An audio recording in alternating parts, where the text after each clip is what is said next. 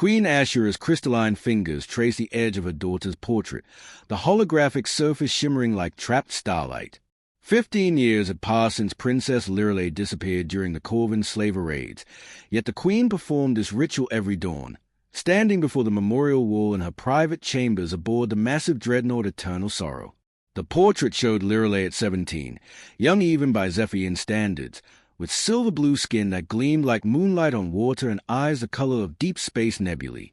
Her daughter had inherited the royal gift of empathic connection, able to sense emotions across vast distances. That gift should have warned her of danger, should have brought her home. "Your Majesty!" Commander Thane's voice carried the careful neutrality of someone who had watched his queen transform from beloved ruler to bitter recluse. The morning reports. HFY didn't turn from the portrait. Her empire stretched across 4 to 7 star systems, home to billions of subjects who once felt her warmth and protection flowing through the psychic network that connected all Zephyrians. Now that network carried only cold duty and distant authority.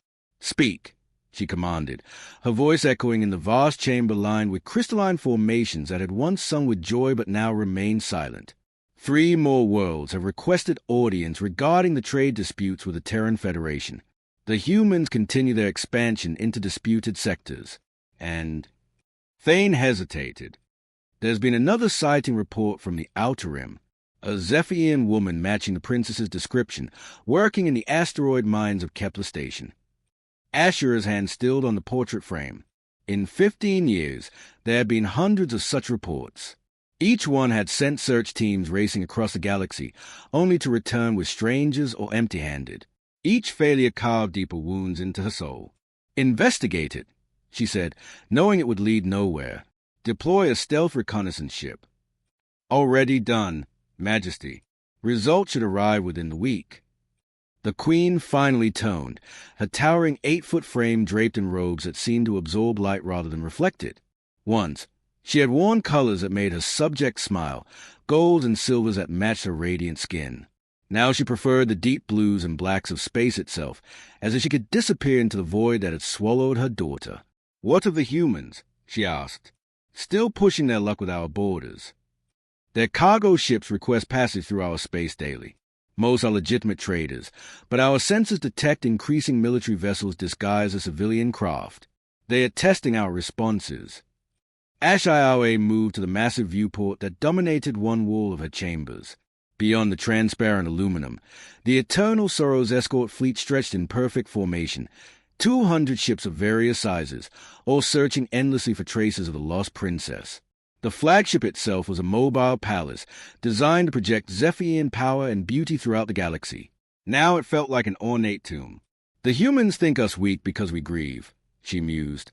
"They mistake love for vulnerability. Shall I increase patrols along the border?"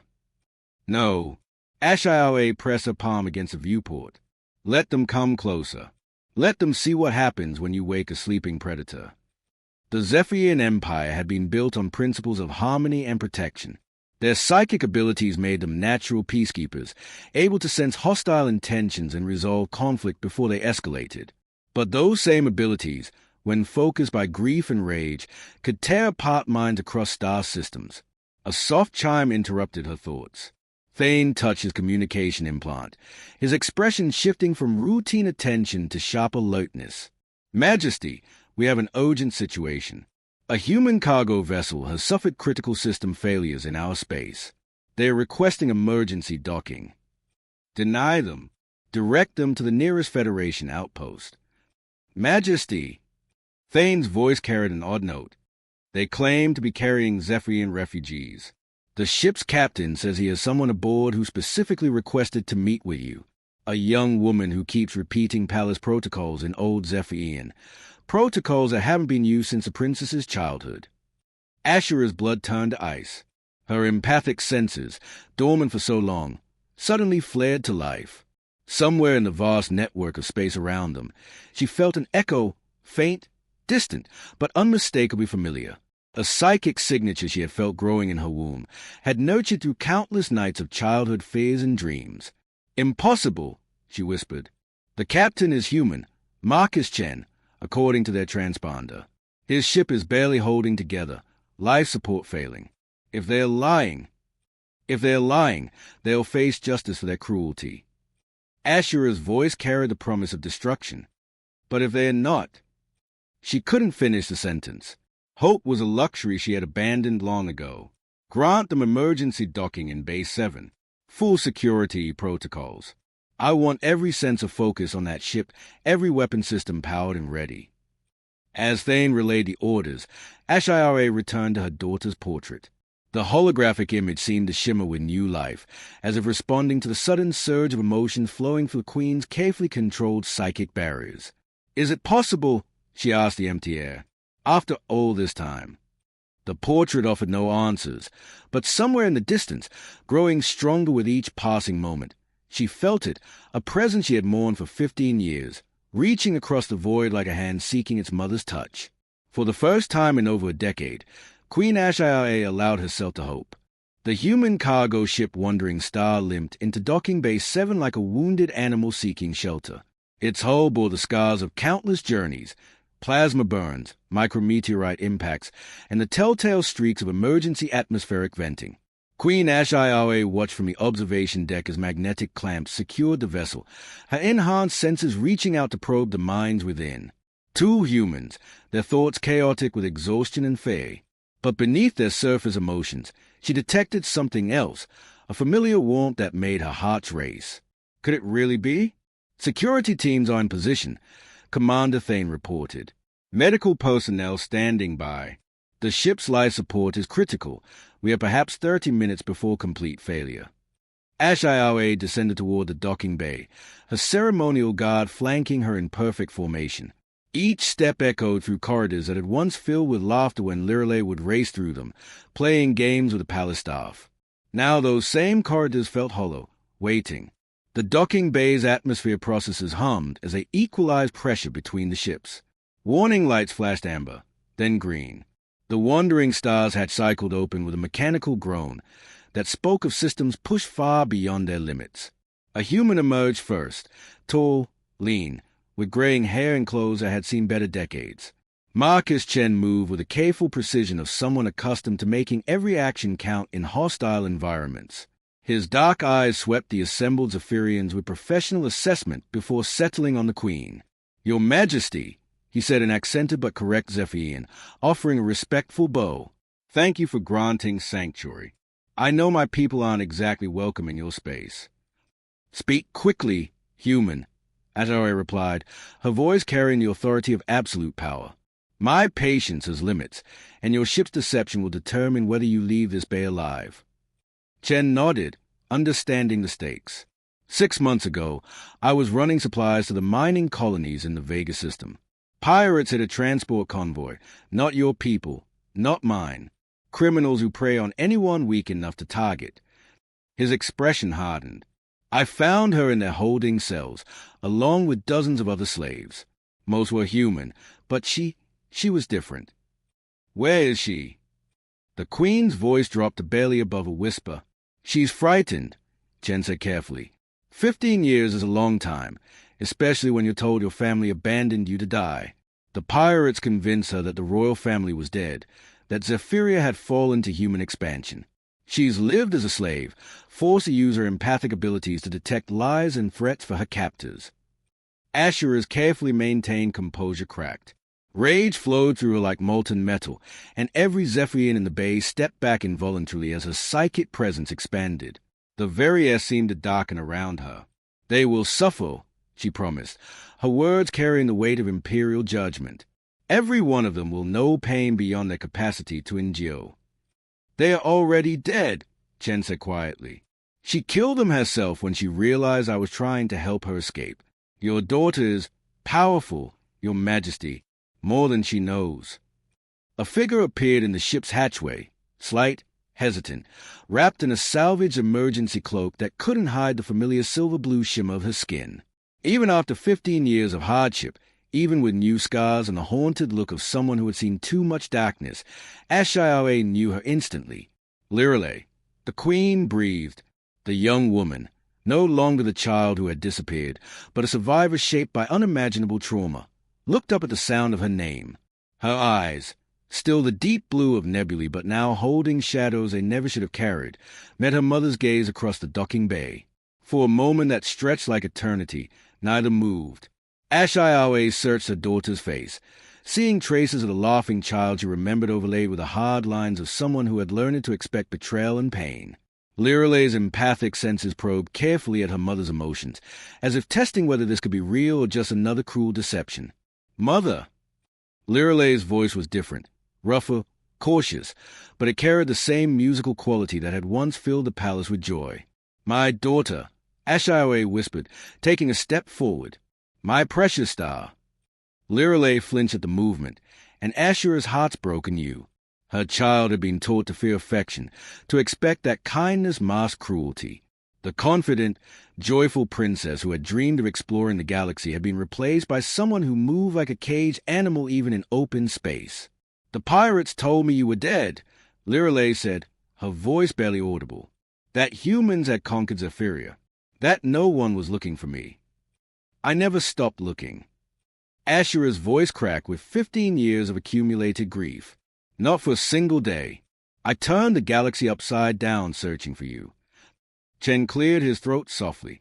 "If I may, Your Majesty, she needs medical attention. And food that isn't recycled protein paste. The pirates didn't exactly prioritize their slaves' health." HFY forced herself to focus on practical matters, though every instinct screamed at her to rush forward and gather her daughter into her arms. But Lyralei's posture, defensive, ready to flee, warned that such an approach would likely cause more harm than healing. "Commander Thane," she said without taking her eyes off her daughter, "prepare the medical bay. Full privacy protocols. And summon the palace staff. They'll want to know their princess has come home." "Actually," Lyralei said, her voice growing stronger, "I'd like to speak with Captain Chen first. He saved me. More than once. I owe him everything." HFY nodded, recognizing the bond between survivors. She turned to the human who had accomplished what her entire empire could not. "Marcus Chen," she said formally, "the Zephyrian Empire owes you a debt that can never be fully repaid. Name your price." Chen smiled for the first time since boarding, and HFY caught a glimpse of the man he must have been before life hardened him. "Just safe passage out of your space when this is done," he said. "And maybe let me know how she's doing, from time to time. She's good people, Your Majesty. She deserves happiness." As medical personnel moved to assist them, HFY felt something she hadn't experienced in 15 years, the warm pulse of a daughter's mind touching hers across their shared psychic bond. It was tentative, fragile, but unmistakably real. Her daughter was home. The Royal Medical Bay hummed with quiet efficiency as Dr. Kessa completed her examination. Queen HFY stood by the viewport, her reflection ghost-like against the stars, listening to each diagnosis with growing fury. Malnutrition, evidence of repeated neural shock treatments, scars from restraining devices. 15 years of systematic abuse mapped across her daughter's body like a catalogue of human cruelty. The neural pathways show significant trauma, Dr. Kessa reported in careful, clinical tones. Her empathic abilities were artificially enhanced through pain conditioning. The pirates used agony to force her powers beyond natural limits, then employed neurosuppressors to control her when she became too dangerous. Lyralei sat on the examination table, her posture rigid despite the comfortable surroundings. She wore simple medical robes that seemed to swallow her thin frame, and her eyes never stopped moving, cataloging exits, potential weapons, threats that existed only in memory. "I can hear your rage, Mother," she said quietly. "It's overwhelming. I'd forgotten how powerful royal emotions could be through the psychic network." HFY turned from the viewport, forcing her fury into controlled channels. Her daughter was right. Zephyrian empaths could sense emotions across vast distances, and royal bloodlines carry that ability with devastating intensity. For 15 years, Ashura's grief had echoed through the imperial network like a constant storm. Now her rage threatened to create a different kind of chaos. "I'm sorry," HFY said, approaching slowly. "I've lost the discipline of shielding my emotions. When you disappeared, I stopped caring who felt my pain." "The whole empire felt it," Lyralei observed. "Even in the outer colonies, Even among the pirates who took me, they spoke of the grieving queen whose sorrow could drive lesser empaths to madness. They were terrified of what you might do if you ever found them. They were wise to fear. HFY settled into a chair beside the examination table, careful to maintain distance. "Tell me about Captain Chen. How did he find you?" Lyralei's expression softened slightly. Marcus doesn't have any psychic abilities, which made him invisible to the pirate security networks. He'd been tracking their operation for months, trying to rescue his own daughter. She'd been taken in a raid on Titan Station. Did he find her? She died 3 days before he arrived. Lyralei's voice carried the weight of shared grief. The pirates had been using her as a test subject for experimental combat drugs. When Marcus saw what they'd done, she paused, her empathic senses reaching out to touch her mother's emotions. "He's a lot like you, actually, capable of extraordinary violence when protecting those he loves." The medical bay doors chimed, and Commander Thane entered with a datapad. His usual stoic expression couldn't hide his joy at the princess's return, though he maintained appropriate protocol. "Your Majesty, Captain Chen requests an audience. He says there's something urgent you need to know about the pirate organization." "Send him in," HFY commanded. Chen entered looking refreshed after a shower and a change of clothes, though exhaustion still lined his features. He carried himself differently in the medical bay's clean lighting, less like a desperate cargo runner and more like the military officer I suspected he had once been. "Your Majesty, Princess," he said, offering respectful nods. "I'm sorry to interrupt, but there's something about your daughter's captivity that has larger implications." "Explain," HFY said. Chen activated a portable holographic projector, displaying star charts marked with raid locations. The pirates who held Lyralei weren't just criminals. They were part of a larger organization, a shadow network that's been destabilizing both human and Zephyrian territories for decades. They call themselves the Void Syndicate. The name sent ice through Asher's veins. Intelligence reports had mentioned the Syndicate, but always as a minor threat, raiders and smugglers operating on the Galactic periphery. They've been deliberately targeting empathic species, Chen continued. Zephyrians, Altarians, even some of the psychic human variants from the Rim worlds. They are building an army of enslaved psychics, using neural conditioning to turn natural empaths into weapons. Lyralei spoke up, her voice steady despite the haunting memories. "They call them wraiths. Empaths whose minds have been broken and rebuilt to serve as perfect intelligence gatherers and assassins. I was supposed to be their next success story." "How many?" HFY asked, though she dreaded the answer. "Hundreds," Chen replied. "Maybe thousands. They have facilities across a dozen star systems, all hidden in places where neither human nor Zephyrian authorities would think to look." HFY stood, her mind racing through implications. An army of enslaved empaths could cripple the psychic networks that held Zephyrian society together. They could infiltrate human governments, read thoughts, predict strategies. In the wrong hands, such power could destabilize the entire galaxy. "Why are you telling us this?" she asked Chen. "You could have simply delivered my daughter and left with your reward." Chen's expression hardened. "Because they have more of your people. And mine. And they are planning something big. Something they called the Great Silence." Lyralei heard them discussing it during her final months in captivity. The Great Silence, Lyralei confirmed, is their plan to simultaneously attack every major psychic network in the galaxy. They want to sever the empathic connections that allow instant communication across interstellar distances. With those networks down, they could move freely between systems while governments struggle to coordinate responses. The scope of the threat staggered out. Zephyrian civilization depended on psychic network for everything from commerce to defense. Without them, the Empire would fragment into isolated worlds, vulnerable to conquest. "When?" she demanded. "Soon," Chen said. "Within weeks, according to what Lyralei overheard. They are just waiting for one final component, something called a resonance amplifier." Lyralei shivered despite the medical bay's warmth. It's a device that can boost psychic signals across impossible distances. With it, a single powerful empath could project their consciousness to every connected mind in the galaxy simultaneously. And if that empath's mind has been broken and rebuilt as a weapon, HFY realized with growing horror they could shatter every psychic network at once. "There's more," Chen said grimly. "The Syndicate isn't working alone. They are backing from someone with access to advanced technology and detailed intelligence on both human and Zephyrian defensive capabilities. Someone who knows exactly how to hurt both our civilizations where we're most vulnerable." As the implications sank in, HFY felt her daughter's mind touching haze, not with attentive contact of earlier, but with the focused intensity of someone who had survived hell and emerged stronger. "Mother," Lyralei said, her voice carrying new determination, "we have to stop them. All of them. And I think I know how."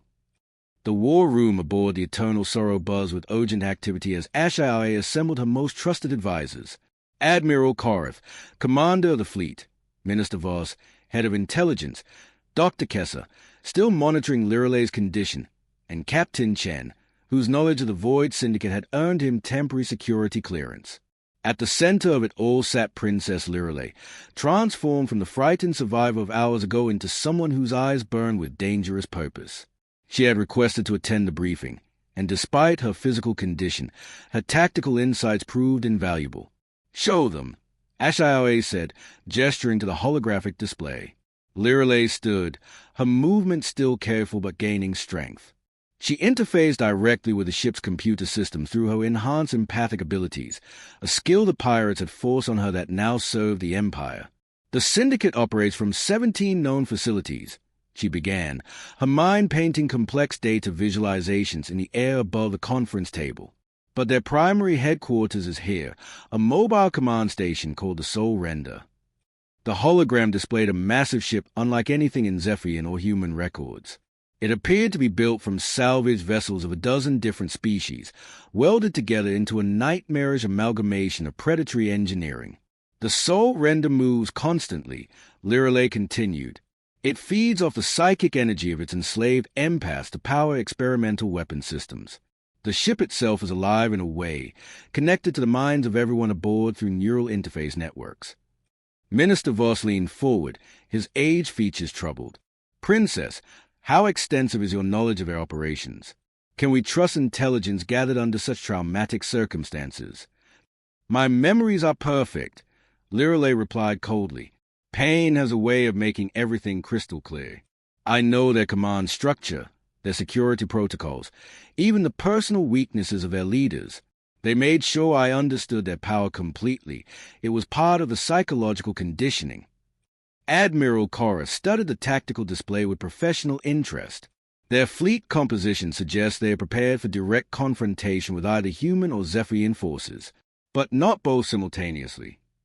"That's what we need to discuss," HFY said. "The scope of this threat transcends our traditional boundaries. Captain Chen, what's the likelihood that human authorities would cooperate in a joint operation?" Chen considered carefully. "Officially, almost zero. The Federation Council sees Zephyrians as psychic manipulators who can't be trusted. There's too much fear about your empathic abilities.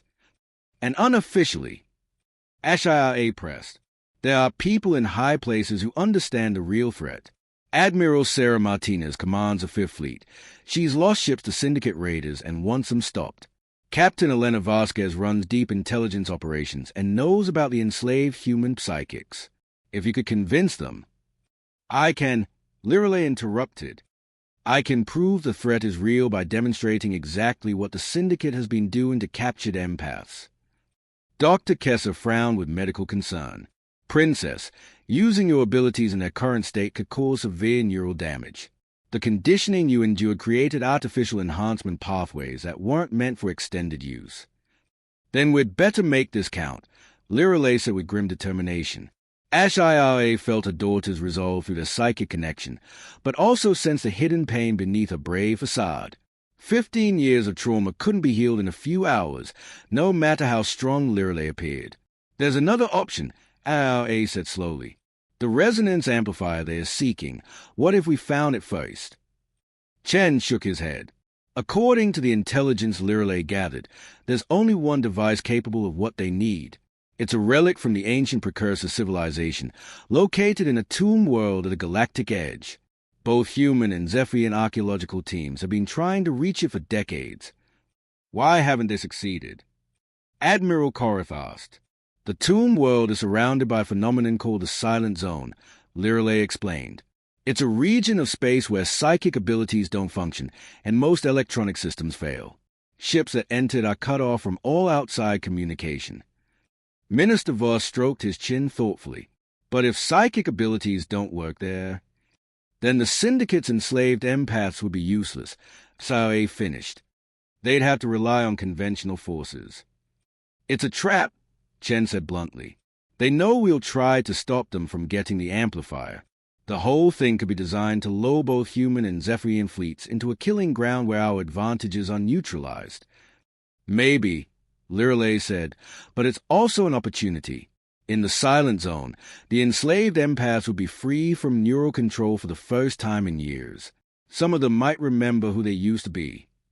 HFY studied her daughter's expression, seeing Leia as a strategy that reminded her of the brilliant child who had once outmaneuvered palace tutors in complex games of logic and deduction. But she also sensed something else, a desperate need to save others from the fate she had endured. You want to go there yourself, HFY realized. I have to, Lyralei said simply. I know their security systems, their command protocols. I can identify the enslaved empaths and help them break free. But more than that. She paused, her voice softening. Some of those people have been prisoners longer than I was. They deserve to come home. The room fell silent as everyone absorbed the implications. It would be the most dangerous rescue operation in galactic history, requiring cooperation between traditional enemies and ventures into one of the most hazardous regions of known space. The risks are enormous, Admiral Korath pointed out. We could lose entire fleets. The risks of doing nothing are worse, Chen countered. If the Syndicate succeed with their great silence, both human and Zephyrian civilizations could collapse within months. HFY looked around the table at faces filled with doubt, determination, and fear. These were the people she trusted most in the galaxy, and even they weren't sure this plan could work. But as she felt Lyralei's mind touching haze, strong, scarred, but unbroken after 15 years of hell, the Queen made her decision. Send messages to Admiral Martinez and Captain Vasquez, she commanded.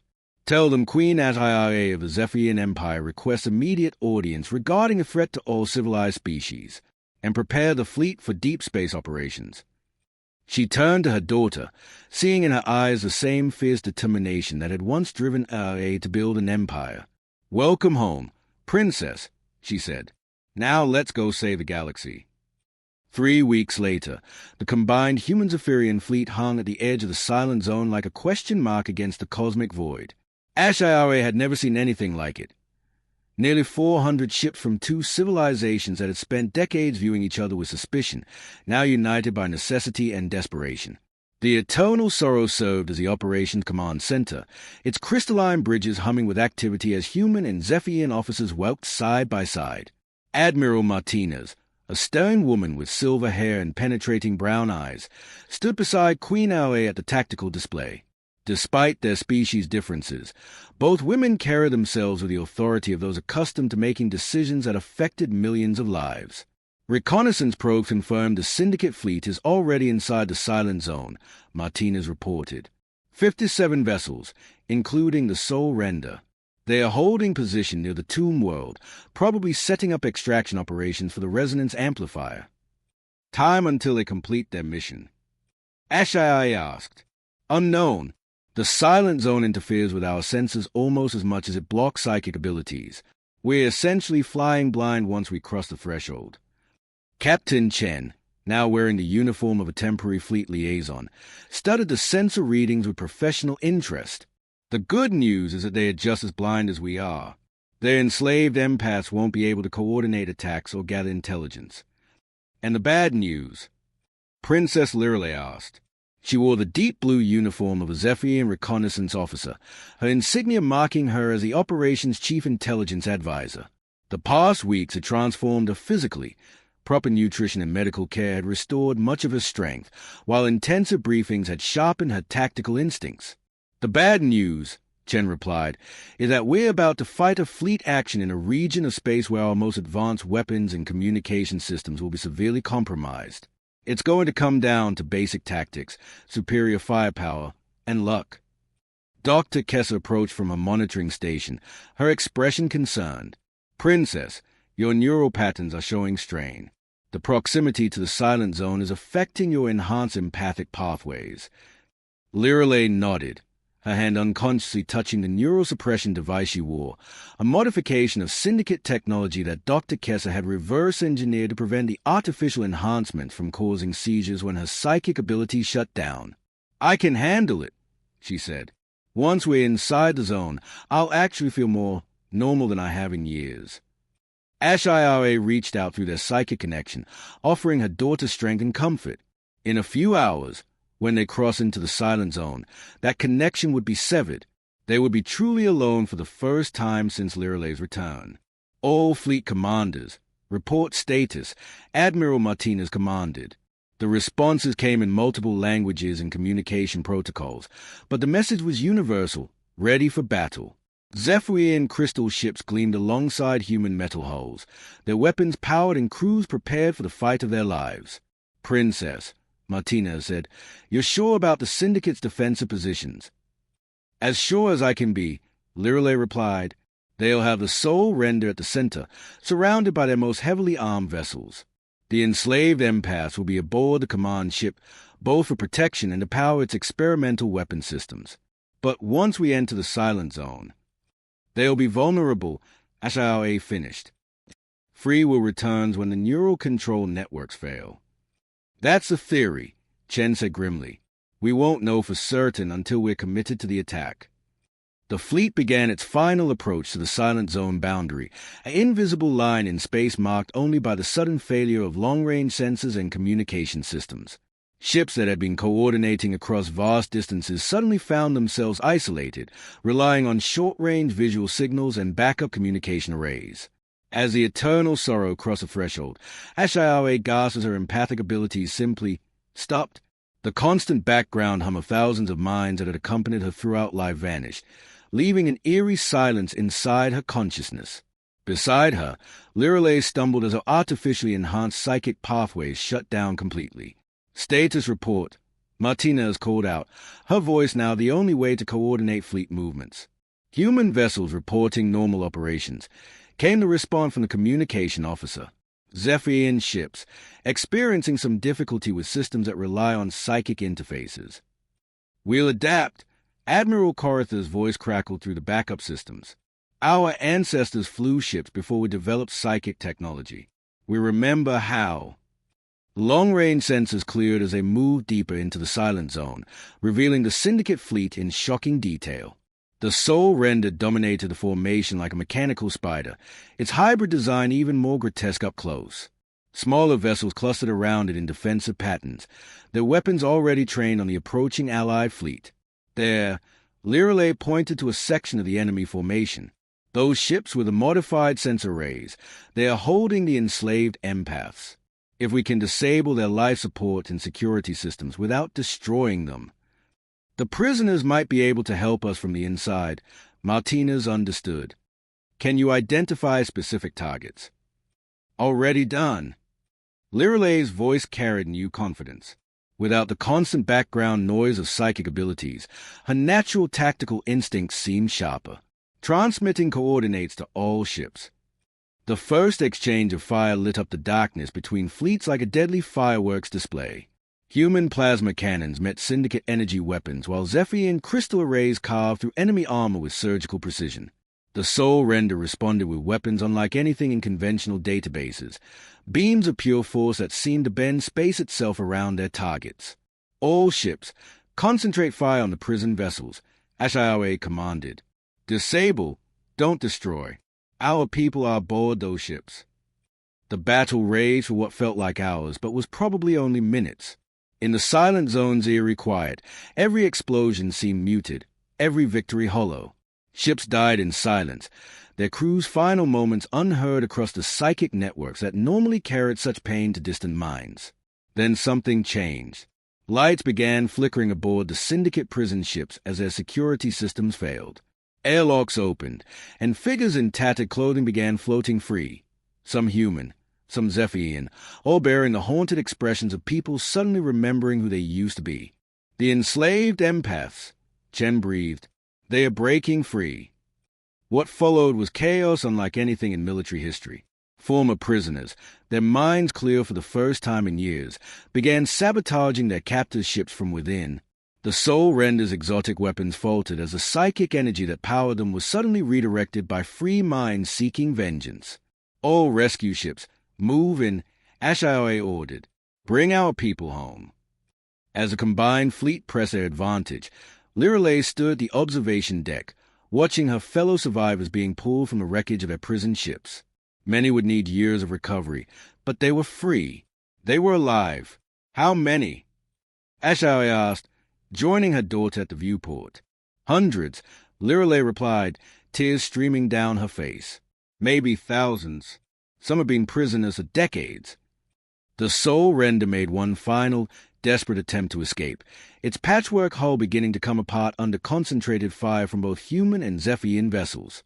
But without the enslaved empaths to power its exotic systems, the massive ship was just another target, dangerous, but ultimately doomed. Surrender now and your crews will be treated according to Galactic law, Admiral Martinez broadcast on all frequencies. The response came in the form of a final, defiant salvo that barely scratched the Allied fleet shields. Then the Soul Render's reactor core destabilized, sending cascades of energy through its hybrid systems. The explosion, when it came, was visible even from the fleet's distant position, a brief star that illuminated the tomb world's ancient surface before fading to darkness. "It's over," Chen said quietly. But Lyralei shook her head. No, this was just one cell of a larger organization. The real leaders, the ones who funded and directed the syndicate, they are still out there. Then we'll find them, HFY promised, her voice carrying the weight of imperial authority. Every last one. As rescue operations continued throughout the day, the combined fleet worked to evacuate survivors and salvage intelligence from the destroyed syndicate vessels. The resonance amplifier remained buried in the tomb world's depths, but joint human-Zephyrian archaeological teams were already making plans to secure it safely. In the Eternal Sorrows Medical Bay, Dr. Kessler worked tirelessly to examine the rescued empaths. Many showed signs of extensive neural conditioning, while others had been subjected to experimental procedures that defied immediate understanding. But they were alive, and with time and care, most would recover.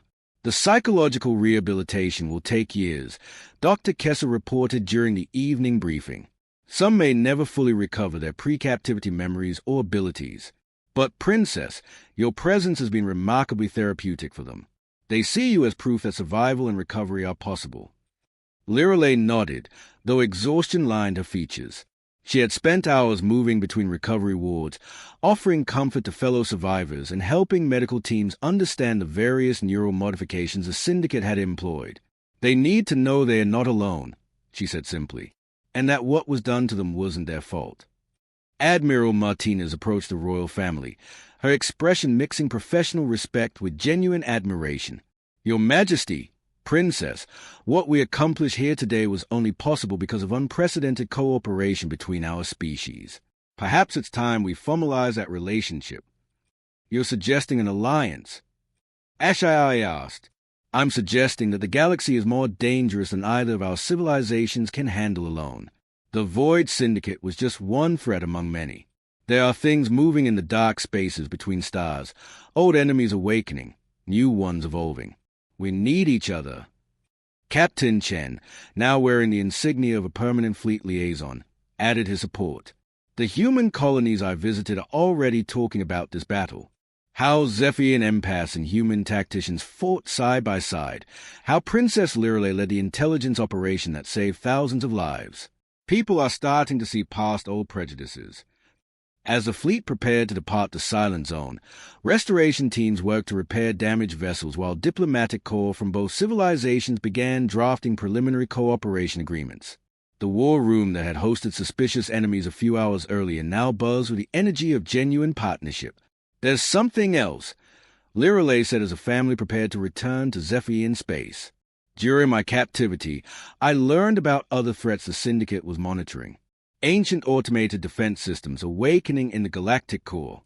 Rogue AI networks spreading through abandoned colonies. Things that make today's battle look like a minor skirmish. Then we'll face them together, Aoi said firmly. Human ingenuity and Zephyrian empathy, combined with the knowledge our rescued survivors can provide about threats we never imagined. As the eternal sorrow crossed back into normal space, Aoi felt a familiar warmth of the psychic network flooding back into her consciousness. But now it carried something new. Hope, not just for her daughter's recovery, but for a future where two species could stand as equals against the darkness. Lyralei gasped as her own abilities returned, immediately reaching out to touch her mother's mind. But instead of the bitter grief that had colored their connection for 15 years, she found love, pride, and the kind of fierce protectiveness that had built empires. "Welcome home, daughter," Aoi said, embracing Lyralei properly for the first time since her rescue. "Now let's show the galaxy what we can accomplish when we refuse to abandon hope." Behind them, the combined fleet emerged from the silent zone like a constellation of purpose, carrying rescued survivors toward healing and two civilizations toward a shared destiny. The Queen had lost a daughter years ago to the darkness between stars. But together, they had brought so much more than one person home. They had brought hope for every soul still lost in the void, and proof that even the deepest wounds could heal when love refused to surrender to despair. The war against the shadows was just beginning, but they would face it together, mother and daughter, human and Zephyrian, united by the simple truth that no one should have to suffer alone in the darkness when there were hands willing to reach out and pull them toward the light.